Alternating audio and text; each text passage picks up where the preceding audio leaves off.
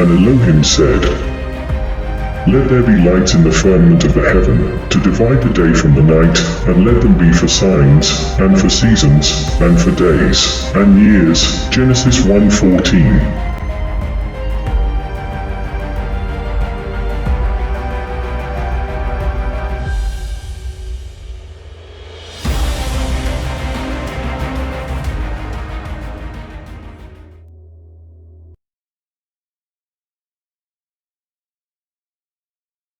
The Earth doing one complete spin on its own axis is 1 day, and while it's spinning on its own axis, it's also orbiting around the Sun, and it takes 365 days for it to do one complete journey around the Sun, and we call this a year.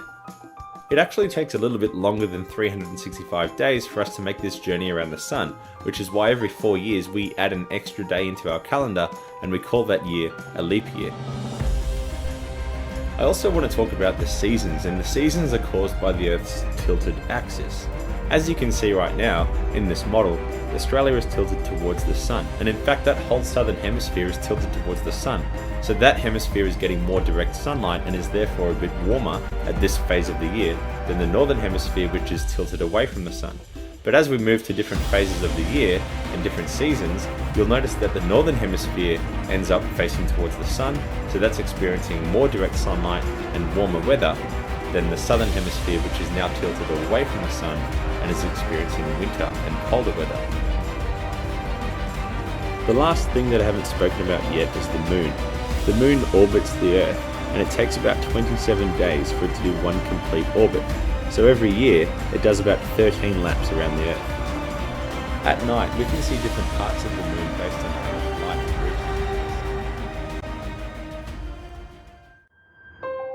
reaches. Indeed. The number of months ordained by Allah is 12 in Allah's record since the day He created the heavens and the earth, of which 4 are sacred.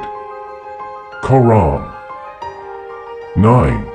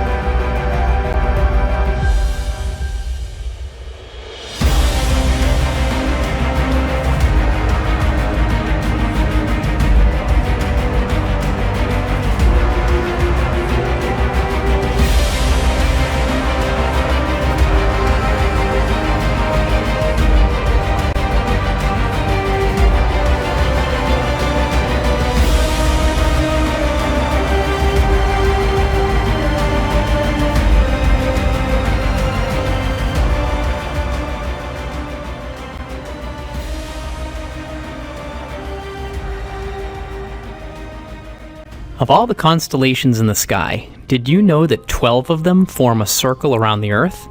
The Hebrew word is Mazzaroth, found in the Bible, Book of Job. At night you can see them, except whichever one the moon is blocking. So, if the moon is in Aquarius, then you can't see Aquarius, because the moon is between us and Aquarius, blocking it from our sight. Or maybe it's highlighting it. And did you know? The moon follows the path of that circle. It highlights each of the 12 constellations for 2 to 3 days. And it takes the moon 1 month to highlight all 12 as it makes its round. Now here's something cool. The sun does the exact same thing. It follows this same circle in the same direction that the moon does. Only difference is, it's slower. The sun takes a whole month to move from one constellation to the other. And with 12 signs in the Mazzaroth, that's 12 months, or 1 year. So the sun goes around the Mazzaroth once a year, and the moon goes around the same circle once a month. And the circle itself encircles the Earth. It's kinda like God has placed us in the middle of a gigantic cosmic clock. We're in the middle, the Mazzaroth constellations are the 12 numbers. The sun is the big hand circling slowly, and the moon is the little hand, circling much quicker.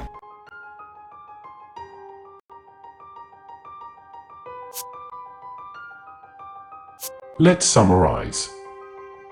So, Sun is going around the circle of the 12 constellations in 365 days. And the Moon does the same, but only faster. So in 30 days she makes a whole circle. We also mentioned that we have 4 seasons, for sacred months that Noah ordained them for himself as feasts for the generations forever. So we also saw that sun, moon, and the stars are appointed for signs, 4 seasons, 4 days, and for years. Qur'an also confirmed this and say, "It is he who made the sun a shining light and the moon a derived light and determined for its phases, that you may know the number of years and account of time. Allah has not created this except in truth. He details the signs for a people who know." Quran 10:5. He is the cleaver of daybreak and has made the night for rest and the sun and moon for calculation. That is the determination of the exalted in might, the knowing. Quran 6:96. Now that we saw how to determine the years, months, and days, let us now find the month of Ramadan. Picture from the right is the current time and left is from the last year. You can clearly see that sun already gone left and is already in the Virgo constellation. Now if you want to include the moon like it was explained in the Quran, the first crescent will point to the 7th month of this year counting from the spring. And if you count from the autumn like Jews do it today, because of the tradition that says that the Creator created the world in this month, then it will be the beginning of the year.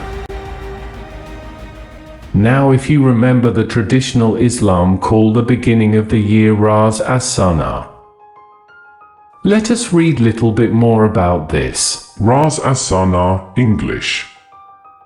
New Year literally means head of the year in Arabic and refers to the beginning of a new year. This may apply to the following: Islamic New Year, Rosh Hashanah. The term has common origin with the Hebrew Rosh Hashanah, also meaning head of the year. Today I want to discuss with you the Jewish New Year, Rosh Hashanah. Rosh Hashanah is a 2-day holiday, generally in September or October, but it's based on the Hebrew calendar. It marks not only the beginning of the new year, but a period that is referred to as the 10 days of repentance between Rosh Hashanah and Yom Kippur, the Day of Atonement. So we see that Khalifa Umar was inspired by traditional Judaism, or the Prophet confirmed this tradition as a truth. And this is very interesting. So now I can help you to keep the feast and fast days on time when they were kept before this invented calendar that was invented by Umar. Umar was a second caliph from year 634.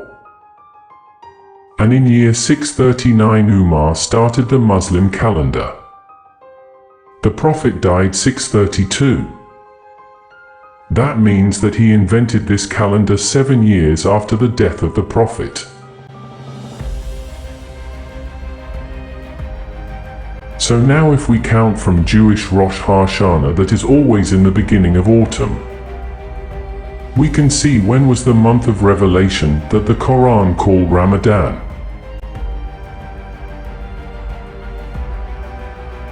First, Tishri. Second, Cheshvan. Third, Kislev. Fourth, Tevet. 5, Shavuot. 6, Adar. 7th, Nisan. 8, Iyar. 9th, Sivan. 10th, Tammuz.